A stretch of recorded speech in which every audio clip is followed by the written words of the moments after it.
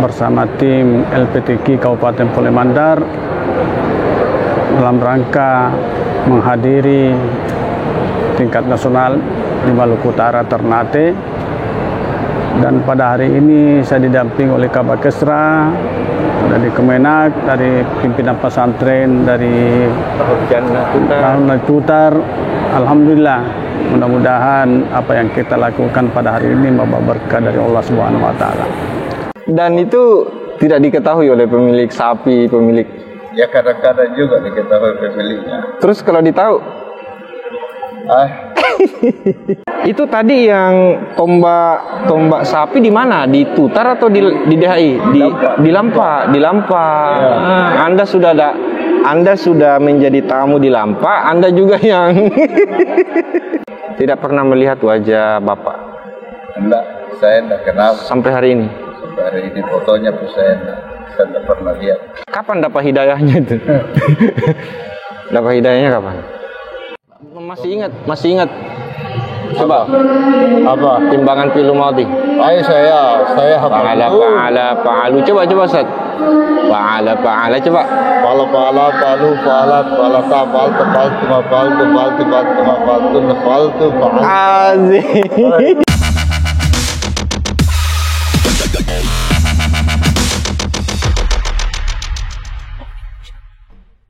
Bismillahirrahmanirrahim. Assalamualaikum warahmatullahi wabarakatuh. Sahabat-sahabat Manapolman dimanapun Anda berada, saya pagi ini berada di dalam perjalanan menuju ke Maluku Utara untuk memantau langsung dan melihat peserta yang akan berlomba di event STQ nasional di Maluku Utara. Pagi ini saya tidak sendiri, saya bersama dengan rombongan LPTQ Kabupaten Polewali Mandar, termasuk Ketua Umum Bapak Wakil Bupati Polewali Mandar, Kabak Kesra, dan Bapak Kepala Seksi Bimas Islam. Assalamualaikum warahmatullahi wabarakatuh. Pertama-tama saya merasa syukur kepada Allah Subhanahu wa taala yang mana pada pagi hari ini dalam suasana kekeluargaan bersama tim LPTQ Kabupaten Polewali Mandar dalam rangka menghadiri tingkat nasional di Maluku Utara Ternate. Dan pada hari ini saya didampingi oleh Kabak Kesra, dari Kemenak, dari pimpinan pesantren, dari Tahun Tutar. Alhamdulillah, mudah-mudahan apa yang kita lakukan pada hari ini membawa berkah dari Allah Subhanahu wa taala. Kami atas nama pemerintah walaupun atas nama pribadi, saya harapkan tim kita ini solid dalam lomba sebentar. Mudah-mudahan diberikan kesehatan oleh Allah Subhanahu wa taala, dapat menjalankan tugas dengan sebaik-baiknya dan meraih apa yang kita inginkan bersama. Itu harapan pertama. Kedua, kita harusnya menjaga kebersamaannya dalam suasana seperti ini, dalam rombongan, karena seluruh penjuru ada di Indonesia akan bergabung sama kita semua, dan kita harapkan bangun kebersamaan. Karena persaudaraan yang perlu dibutuhkan di sini, dan menjaga kesehatan seharusnya. Itu yang perlu kita utamakan. Mudah-mudahan dalam rangka lomba nanti ini 6 utusan kita dari Polewali Mandar mendapat meraih apa yang kita dapat harapkan. Karena saya yakin Polman ke depan lebih bagus lagi, karena setiap tahunnya selalu kita meraih kejuaraan tingkat provinsi Sulawesi Barat. Mudah-mudahan tingkat nasional ada terkait nanti ini, mudah-mudahan ada dari kafilah kita, dari Subat dapat menjadi juara nanti tingkat nasional. Itu harapan kami. Terima kasih. Untuk memanfaatkan ruang-ruang ini, biasanya kalau podcast itu di studio, tetapi perjalanan ini ingin saya manfaatkan untuk kita mengambil ilmu, mengambil pengalaman dari beberapa narasumber yang bersama saya dalam perjalanan ini. Termasuk dalam hal ini ya Pagi ini di samping saya sudah hadir. Beliau ini adalah salah satu pengurus LPTQ Kabupaten Polewali Mandar. Dan beliau juga secara struktural di Kementerian Agama adalah penyuluh agama Islam Kecamatan Tubi Taramanu. Dan secara spesifik orang yang di samping saya ini bukan orang biasa karena beliau adalah pimpinan pondok pesantren. Salah satu pondok pesantren di Kabupaten Polewali Mandar, tepatnya di Kecamatan Tutar. Nama pondok pesantrennya Miftahul Jannah. Pondok pesantren ini memiliki sejarah penting di Kabupaten Polewali Mandar karena menjadi ikon sampai hari ini tentang perjalanan santri-santrinya yang mampu menembus STQ ataupun MTQ nasional selama ini. Saya perkenalkan, nama beliau Ustadz Baharang. Ustadz Baharang ya. Ustadz Baharang untuk tahun ini di STQ Maluku Utara berapa peserta dari Provinsi Sulawesi Barat dan itu merupakan santri tak? Ya, yang tembus ke nasional tahun ini ada 4 orang. 4 orang ya. Cabang tilawah Qaryah tingkatan anak. Atas nama siapa itu, Ustaz? Atas nama Fauziah. Iya. Kemudian Itu putrinya beliau itu ya. Dan Tahfizatul Juz Alif Alfian. Iya. Hafizah 5 juz atas nama Hasnawiyah. Kemudian 10 juz Sri Adi.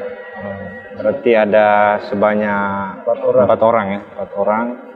Mudah-mudahan sukses melakoni perjalanan STQ di Maluku Utara. Itu yang ingin kita pantau di sana bersama dengan rombongan LPTQ Kabupaten Polewali Mandar. Nah, sebelum kita lebih jauh ini, Ustaz, pondok pesantren Miftahul Jannah ini kan jauh di pinggiran ini. Tahun berapa itu berdiri, Ustaz?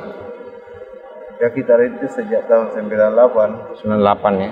Tapi legalnya di tahun 2001. 2001. Dan eksis sampai sekarang. Alhamdulillah. Dan sekarang santri sudah berapa itu, Ustaz? Ya, sekarang 115. 115. Terdiri dari ada ibtidaiyah. Nah, kalau digabung itu ya 140 lebih. Ada ibtidaiyah, sanawiyah dengan aliyah ya. Iya. Saya ingin tahu ini, Ustaz. Perjalanan pondok pesantren Miftahul Jannah dari awal. Yang dirikan antum, Ustaz ya? Siapa yang dirikan? Saya bersama dengan Muhammad Iqbal, Pak Nurdin Hamak. Burhanuddin Hamal. Nurdin Hamak almarhum. Oh, Nurdin. Siapa itu, Ustaz? Itu mantan pengawas pensiunan. Sekarang sudah pensiun ya bersama. Ya. Itu tahun sudah meninggal. Tahun 2000 berapa itu, Ustaz? Tahun 2001. Tahun 2001 ya.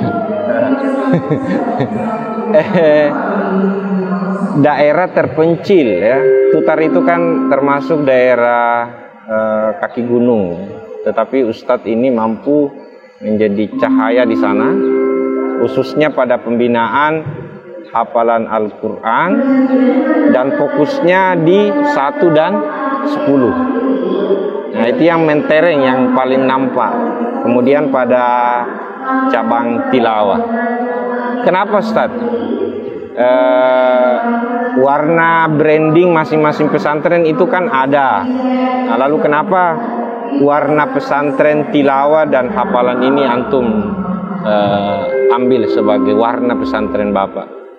Mas, kebetulan kan saya dari Makassar. Skripsi saya membahas tentang lagu dan iya. Nah, kemudian sebelumnya itu saya dibina oleh salah satu jebolan PTQ Jakarta, yaitu Al-Ustaz Muhammad Iqbal. Almarhum, Allah yarham. Almarhum. Kemudian banyak guru-guru saya yang lain, khususnya di bidang tahfiz, tajwid dan tilawah. Termasuk guru-guru saya, Muhammad Iqbal, Jawad Kasim, yang di Campalagian ya. Iya, kemudian Kudus Makmum, termasuk Dr. Andes Haji Hasan Basri. Jadi sebelum berangkat ke IAIN Makassar waktu itu Ustadz sudah belajar tilawah. Sudah Belajar tilawah pada guru-guru yang Ustadz sebutkan tadi itu. Sebelum saya berangkat ke IAIN, saya belajar sama Muhammad Iqbal, kemudian Yusuf Amrullah. Jurusan apa dulu diambil di? Saya jurusan bahasa Arab. Tapi skripsi tak membahas tentang lagu dan tajwid. Berarti memang Ustadz ini didesain sejak awal untuk takhasus di tajwid dengan lagu. Oke. Saya terus terang dari dulu ini Ustadz sangat penasaran dengan antum, dengan gaya dan ciri khas antum. Ya Ustadz Baharam beginilah modelnya. Konon katanya dulu Ustadz ini waktu kecil nakal ya. Ya. Coba dicerita itu bagaimana menombak sapi, menombak kerbau, bagaimana itu? Ini bukan contoh tapi ini pengalaman hidup yang harus dilihat ya. Silakan Ustaz. Ya, saya kadang-kadang komando teman-teman menggiring itu sapi yang ramai-ramai di lapangan. Waktu saya siapkan memang itu tombak yang terbuat dari bambu yang digerak-gerak setelah dilepaskan ini langsung patah dan tinggal di dalam. Jadi itu hanya iseng saja atau ada motif apa begitu? Hanya sekedar untuk membunuh? Ya, perasaan saya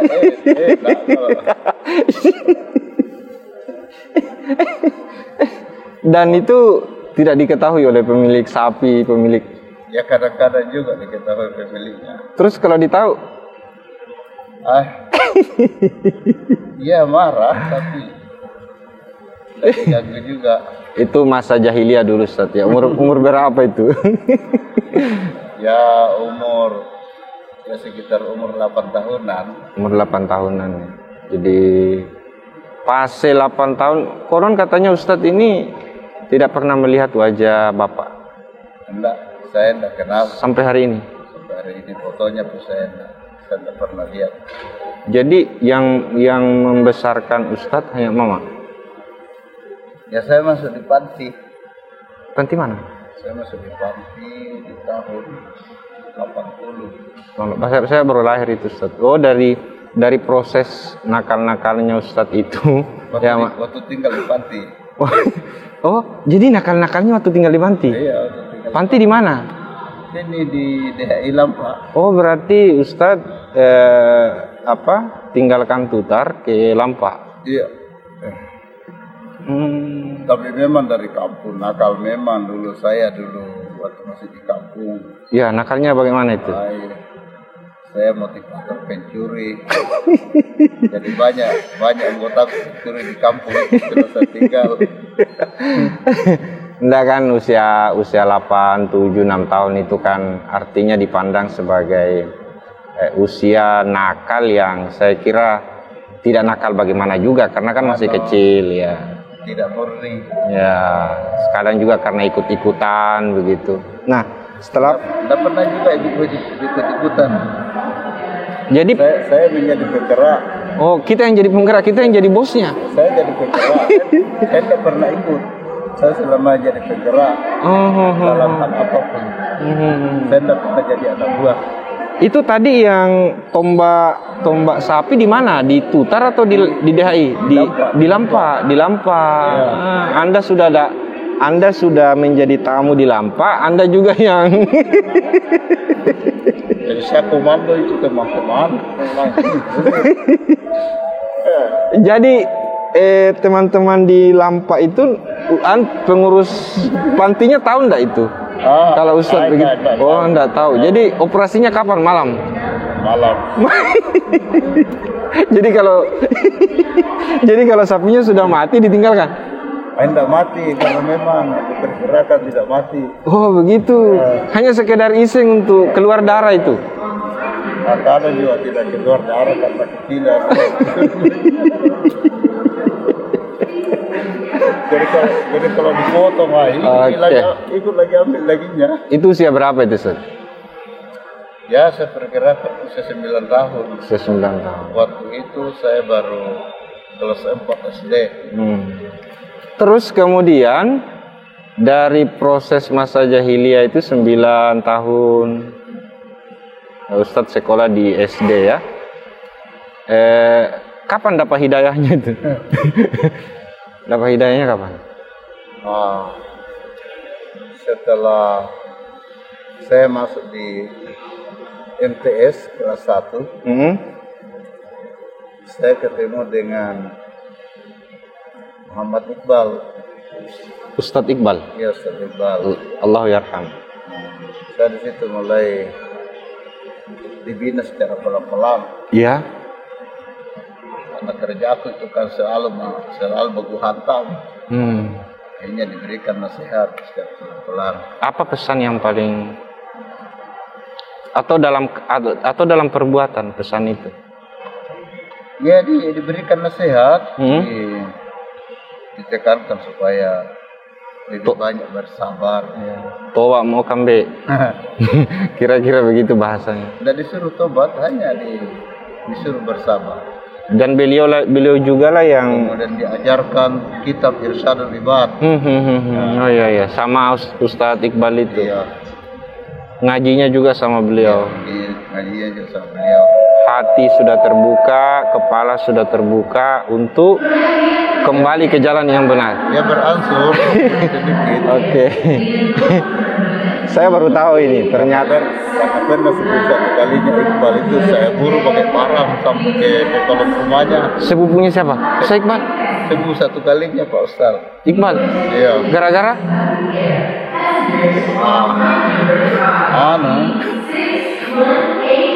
Dia keluarkan emosinya kemudian. Iya. Saya disuruh makan.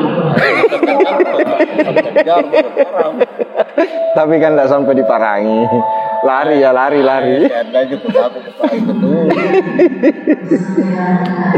Oke. Ustadz Iqbal datang untuk kemudian menjadi jalan terang,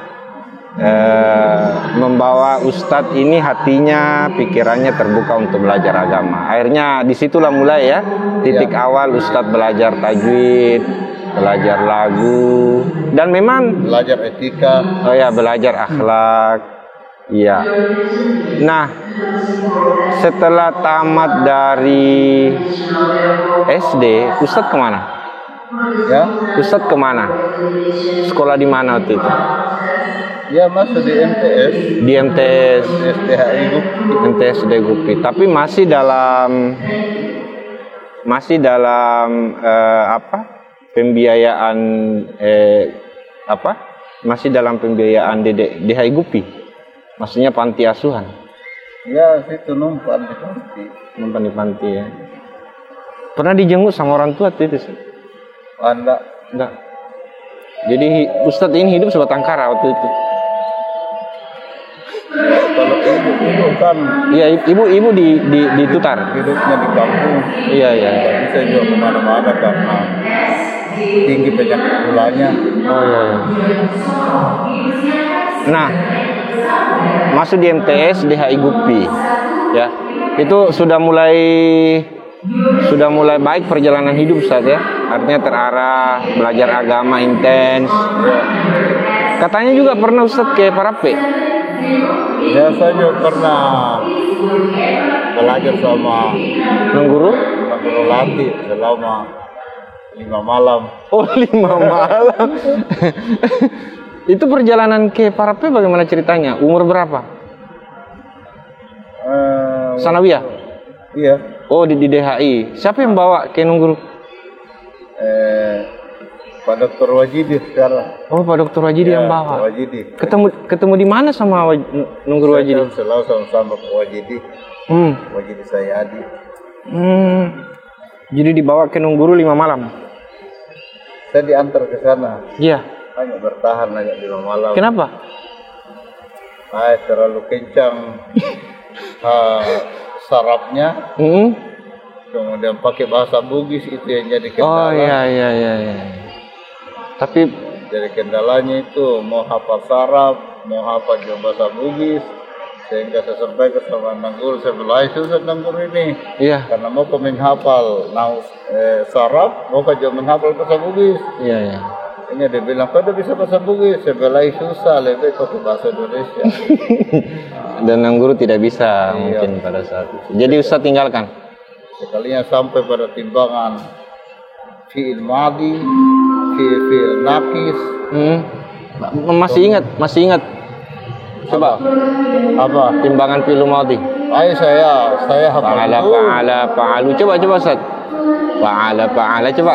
Fa'ala, fa'alu, fa'alat, fa'alata, fa'alta, fa'altu, fa'altu, fa'altu. Azik. Saya masih ingat itu. Iya. Ternyata Ustadz ini hebat bahasa Bugis. Masa umrah mabindru, bingung saya. Oh, jadi bagaimanapun juga Ustadz ini pernah jadi muridnya Nungguru ya itu. Apalagi mengajar langsung waktu itu Nungguru ya, bukan orang lain. Saya diajar langsung Nungguru. Jadi saya sudah dapat berkah dari sana, alhamdulillah. Oh, sekarang kalau kita pun itu kan saya juga bisa baca, hanya ada ahli. Oke. Saya lancar. Oke, setelah dari proses MTS, Ustadz ke Manlampak ya kalau tidak salah. Iya, ke Manlampak. Situ sudah lepas dari kontrol panti. Saya setelah tamat dari MTS keluar dari panti. Lepas dari panti. Terus tinggal di mana? Ya, menumpang sama teman. Ada temanku dulu namanya Sahir. Iya. Sahir itu kepala desa Sukamaju di Membuju Tengah sekarang. Jadi sama-sama di rumahnya. Ya, saya numpang di rumahnya. Itu masa aliyah Ustadz ya? Masa aliyah kelas 1. Tapi kan orang tinggal di rumah, orang Mandar itu Ustadz ada namanya Saromase. Tapi teman itu ya sama posisi Pak. Sama orang tuanya atau? Tidak ada orang tuanya. Oh, sendiri? Dia kadang-kadang situ karena itu rumah kosong. Terus biaya untuk sekolah dari mana Ustaz? Anda kan sudah lepas dari panti. Ya, untuk cari kehidupan ya kadang-kadang ke sawah, ambil padi. Kadang kalau hari Minggu ke pasar. Pasar apa? Jual? Pasar Wonomulyo, jual beras, bantu jual beras. Siapa yang, maksudnya penjual berasnya siapa? Kita yang bantu-bantu. Bantu orang yang menjual beras. Iya. Itu sampai selesai aliyah begitu? Ya, sampai selesai aliyah. Masuk di aliyah dulu itu membayar orang. Jadi untuk menutupi pembayaran itu, kerja pun itu jual botol. Botol apa? Botol kecap. Botol. Jadi keliling. Nah, saya kemudian penjual, pembeli. Iya. Kadang juga jual bambu. Iya. Jual daun pisang kering. Dulu kan jarang plastik dipakai dan ikan. Iya. Jadi yang dipakai daun pisang, ikan. Nah, itu dikumpul-kumpul. Itulah yang membantu proses. Terus. Pelajaran di aliyah. Iya. Itu sampai selesai aliyah begitu. Ya, sampai selesai. Tahun berapa selesai aliyah? 91 selesai. Nah, dari proses selesai aliyah, Ustadz kan kuliah. Iya. Saya dengar katanya Ustadz bawa ke Makassar itu modalnya nekat, bahannya bawa uang 50.000. Iya, betul. Coba cerita Ustadz. Setelah Selesai aliyah. Saya juga mau lanjut kuliah ke Makassar. Ya, melihat teman-teman mungkin pada lanjut kuliah di atas, ya. Saya lagi gimana caranya, tidak ada biaya. Akhirnya saya ikut sama suku satu kali. Dan tolong saya mau ikut dia ke Makassar karena saya mau lihat Makassar. Akhirnya ya saya diajak, saya bilang oke lah, nanti saya sewa mobil. Saya berangkat lewat mobil Sinar Wahyu itu. Saya dibayarkan. Sewa mobil waktu itu masih 2.500. Ke Makassar. Iya. Tahun berapa? Tahun 91. 91 ya. Saya dibayarkan, masuk warung dibayarkan sampai ke rumah. Tadi tunggu dulu, itu uang 50.000 uang dari mana itu? Dari hasil kerja-kerja itu dikumpul? Saya kumpul-kumpul. Ya, oke. Biaya ke sana 2.500 ya. Oke. Ya, terus Jadi masih utuh itu 50.000. ya. Karena Sampai di sana 10 hari. Ya, saya juga pergi mendaftar di IAIN. Makassar tinggal di mana? Ya, menumpas sama rumah sepupu. Oh, ada ya subuh tinggal dulu di situ ya. Kali. Tinggal dulu di situ ya. Ya, saya ikut mendaftar. Sudah saya pendaftaran 30.000. Nah, tinggal menunggu ujian. Iya. Dan lolos. Ya, setelah lolos, nah, kendalanya itu karena kita harus bayar 100.000. Itu 100.000 apa? Pembayaran apa? Ya setelah lulus kita bayar 100.000. Oh iya, oke. Uang Ustadz cuma 50.000 tadi. 50.000, kendalanya gimana?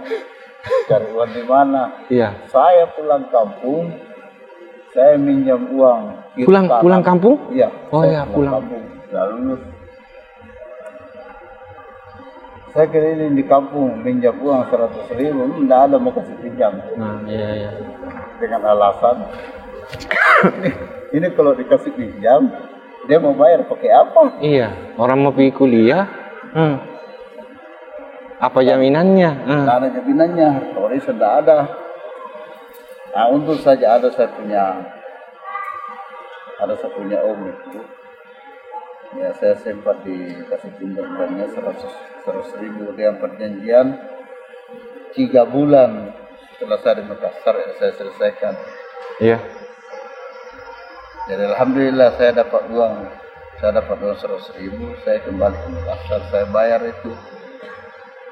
1 bulan. Iya. Jadi setelah tinggal di Makassar beberapa bulan, nah, kebetulan banyak yang panggil saya mengaji. Iya. Ya kadang-kadang juga ngajar privat begitu sama anak-anaknya. Iya. Sekarang juga saya dipanggil baca khutbah. Iya. Sekarang jadi imam. Iya, RRI juga kadang saya isi, nah itulah yang Isi apa RRI mengaji? mengaji. Oh iya. Itulah yang menambah. Iya. Iya, terus. Dan jangka waktu 3 bulan itu, ya alhamdulillah uang bisa terkumpul. 100.000 itu. Ya, bukan 100.000, mencapai 500.000. Iya. Jadi itulah yang Ustadz pakai untuk kuliah. Jadi uang yang saya sempat kumpul di Makassar itu per bulannya mencapai 275.000 satu bulan. Wih, luar biasa itu untuk tahun 92-93. Iya, 92. Iya. 92-93. Dan konon katanya Ustadz juga pernah jadi Jadi pembantu rumah tangga begitu, cuci-cuci. Ya, saya sempat jadi pembantu rumah tangga selama 3 hari. 3 hari. Saya digaji 1.500 hari. 1 hari 3 hari itu. Luar biasa ini perjalanannya seorang Ustadz Baharang. Nah, itu cerita tentang naik sepeda dari Makassar ke Tutar. Kapan itu? Itu tahun 98. Tahun?